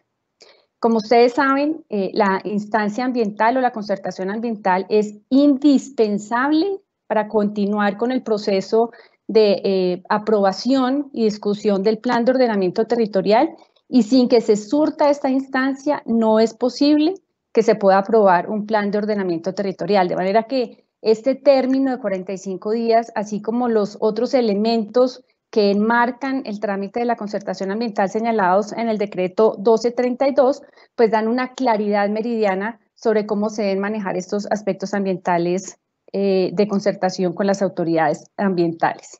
En lo que se refiere a la revisión por parte del Ministerio de Ambiente y Desarrollo Sostenible en aquellos asuntos en los cuales el ente territorial y la Corporación Autónoma Regional respectiva no lleguen a una concertación, se mantiene el término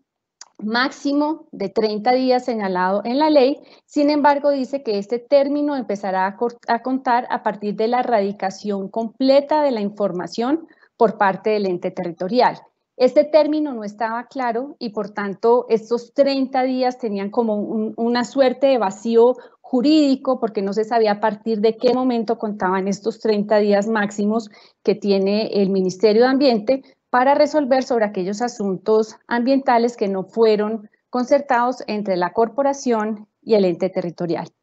Y un elemento importante y nuevo que trae este artículo 26 de la Ley 2079 es la necesidad de establecer una mesa conjunta en caso de que en un territorio donde se está formulando el plan de ordenamiento territorial existan dos o más autoridades ambientales, siempre y cuando se respete la jurisdicción y la competencia de cada una de ellas. Es el caso, por ejemplo, de la ciudad de Cali, donde tienen una autoridad, un departamento administrativo de medio ambiente, pero además tienen una corporación autónoma, la Corporación Autónoma Regional del Valle del Cauca, o lo que ocurre también, por ejemplo, en el caso de Antioquia, que cuentan con la autoridad ambiental del área metropolitana del Valle de Aburrá, pero también tienen las corporaciones de Corantioquia, Cornare y también de Corporaba. Entonces, lo que dice la norma en materia de concertación de los aspectos ambientales es que se debe establecer una mesa conjunta donde participen las dos autoridades, tanto la Autoridad Ambiental Urbana como la Autoridad Ambiental de orden regional, para que se concerten los aspectos ambientales relativos a las competencias y área de jurisdicción de cada uno. Recordemos que en lo que respecta a los departamentos administrativos de medio ambiente o al valle, en el caso de Antioquia, al área metropolitana del Valle de Aburrá, las competencias de estas autoridades se circunscriben al medio ambiente urbano, a los aspectos ambientales de orden urbano, mientras que las corporaciones autónomas regionales mantienen su competencia en todo lo relacionado con los asuntos de orden rural, incluido las áreas de expansión urbana y los aspectos atinentes al ordenamiento del recurso hídrico. Esa es la competencia y la jurisdicción que mantienen las corporaciones autónomas regionales y las autoridades ambientales urbanas en donde existe o coexisten estas dos autoridades. En materia de planes parciales, se introducen, digamos, dos grandes cambios o avances en la Ley 2079. La primera de ellas está incluida en el artículo 29, también referente al tema de la concertación ambiental, y señala aspectos esenciales como que esa concertación, esa instancia de concertación debe tener como fundamento, en primer término, el acto administrativo de viabilidad del plan parcial, pero además las normas ambientales que estaban vigentes al momento de la expedición de dicho acto administrativo de viabilidad ambiental. ¿Esto con qué finalidad? Con la finalidad de dar seguridad jurídica a quienes inician un proceso de formulación de un plan parcial que puede tardar varios años y en donde en el transcurso de ese tiempo se pueden generar modificaciones normativas, especialmente en materia ambiental. De suerte que lo que dice esta disposición incluida en la Ley de Vivienda es que uno de los fundamentos o las bases para la concertación de ese plan parcial serán las normas ambientales vigentes al momento en que se expide el acto administrativo de viabilidad del plan parcial.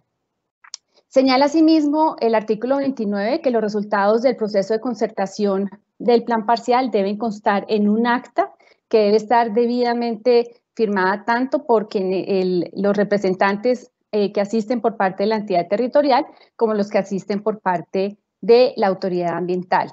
Y uno de los elementos quizás más importantes introducidos en esta instancia de concertación ambiental es que tanto la ente territorial como la autoridad ambiental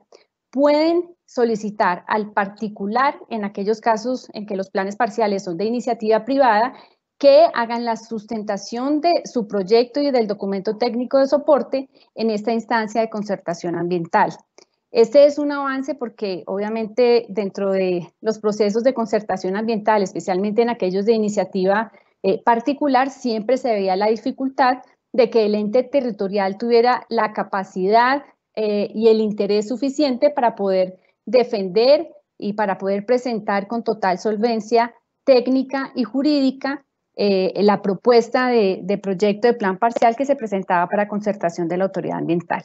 Esta invitación de todas maneras o esta posibilidad de participación de todas maneras sigue siendo facultativa, pero aquí ya se hable con total claridad la posibilidad de que tanto el municipio como la Corporación Autónoma Regional puedan invitar al particular para que haga la debida sustentación. En caso de que no haya una concertación sobre los asuntos ambientales en el plan parcial, como ustedes conocen, lo que ocurre o lo que sucede es el archivo del plan parcial. Sin embargo, la norma actual dice que en todo caso el interesado puede hacer los ajustes que considere necesarios sobre esos aspectos no concertados para retomar la instancia de concertación ambiental, pero tendrá un periodo máximo para hacerlo de 6 meses. Este periodo con anterioridad no existía. No obstante, dice también la norma, el interesado puede radicar nuevamente su iniciativa de plan parcial para que inicie el trámite desde su inicio, cumpliendo con todas las etapas respectivas. Y en materia de servicios públicos, hay un elemento, digamos, o un artículo muy importante que en realidad surgió más como de la experiencia de financiación de infraestructura matriz de servicios públicos en varios proyectos que hemos venido asesorando, inclusive con el doctor Juan Manuel González en su momento y luego con posterioridad, y que buscan justamente solventar ese cuello de botella que se presenta en la actualidad, como lo mencionaba la doctora Sandra Forero, del rezago en términos de cobertura de inversión en infraestructura matriz de servicios públicos, especialmente en agua potable y saneamiento básico, que generan unas dificultades prácticas para la habilitación de suelo a través de instrumentos como los planes parciales. Y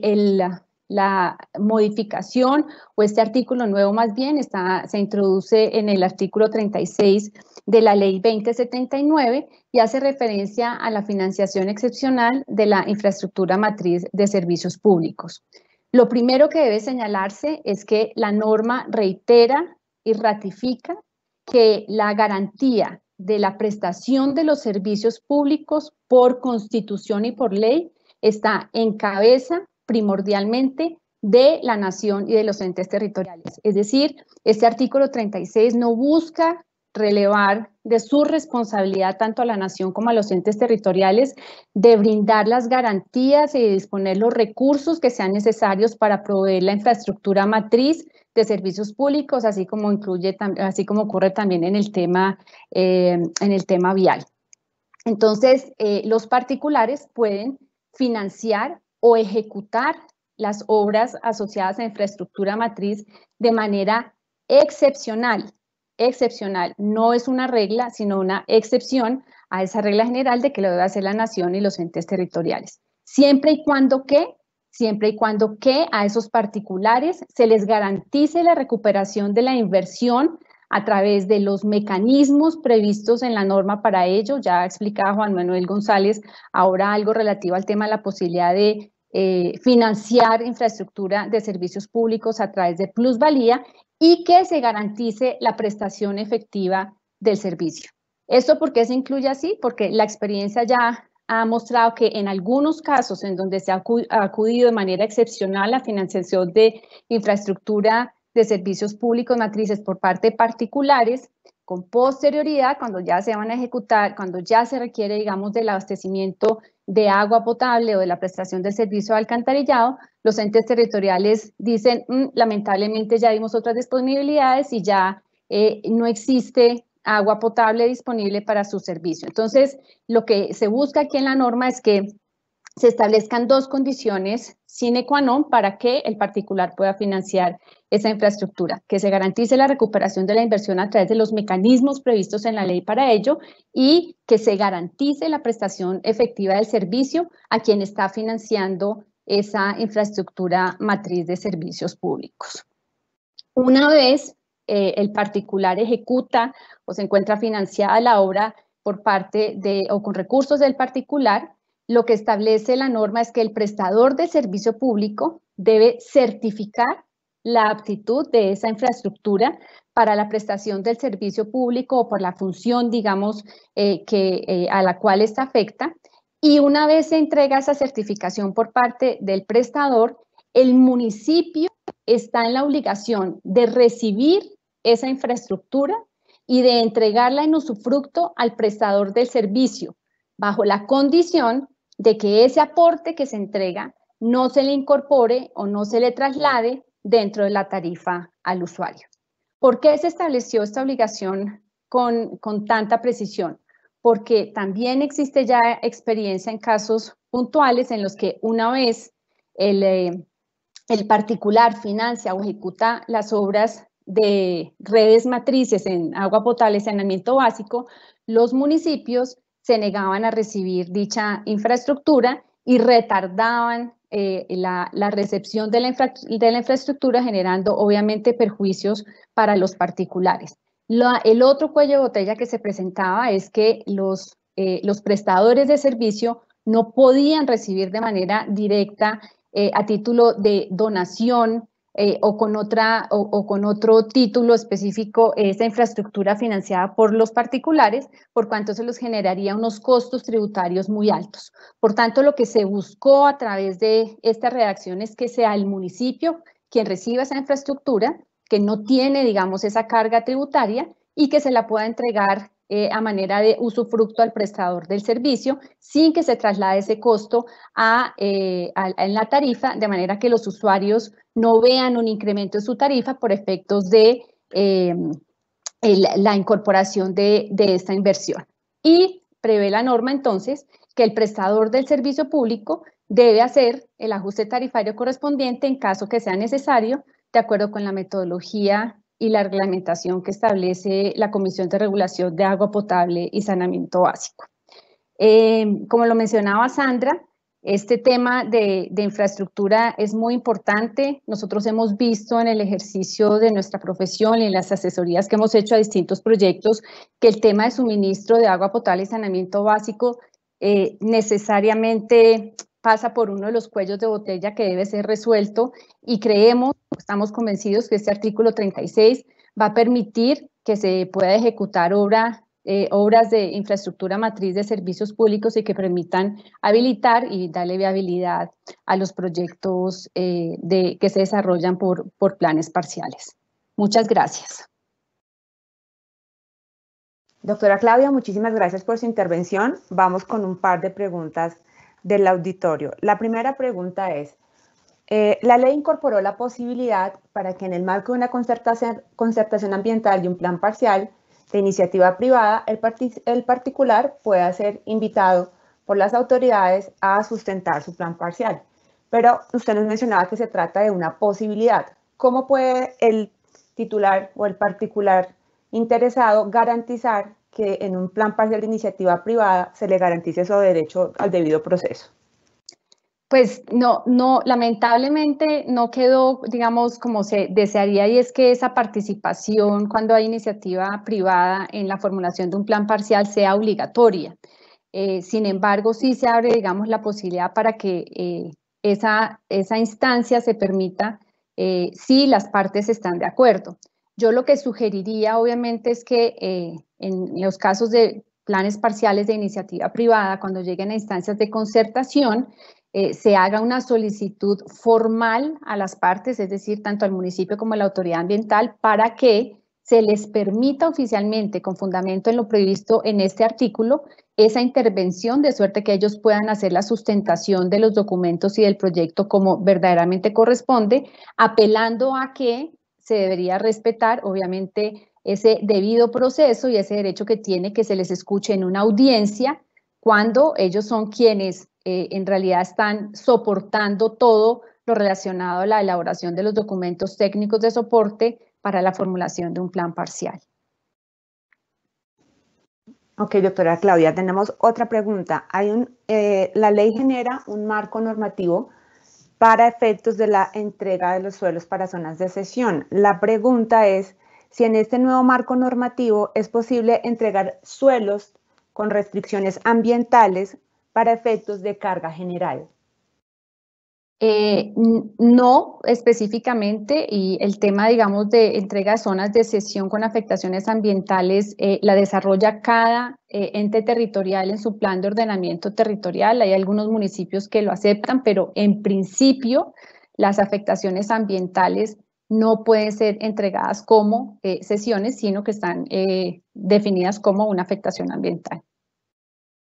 Ok, doctora Claudia, aquí tenemos otra pregunta. ¿Establece la ley algún instrumento para facilitar los temas de aprovechamiento forestal que se requieren hacer en predios donde hay planes parciales? ¿Cómo se evita que esta instancia de trámite ante las corporaciones autónomas no sean un obstáculo para el desarrollo del plan parcial? La ley como tal, no, digamos, lo que se discute o lo que se tiene planteado o previsto es que se permita o que se permitiera tramitar a la par con el plan parcial los permisos ambientales que estuvieran asociados, digamos, a la ejecución del plan parcial. Esto fue uno de los temas que más se discutieron. y pues finalmente no logramos que quedara específicamente, digamos, esta posibilidad. No hay una instancia específica, se deben tramitar los permisos con posterioridad a la formulación o a la adopción del plan parcial, los permisos ambientales asociados a la ejecución del plan parcial. Ok, aquí tenemos ahora una pregunta en materia de servicios públicos. De acuerdo a la norma, queda a potestad o al arbitrio de los entes municipales el permitir la construcción de redes matrices por parte del particular o la financiación por parte del particular.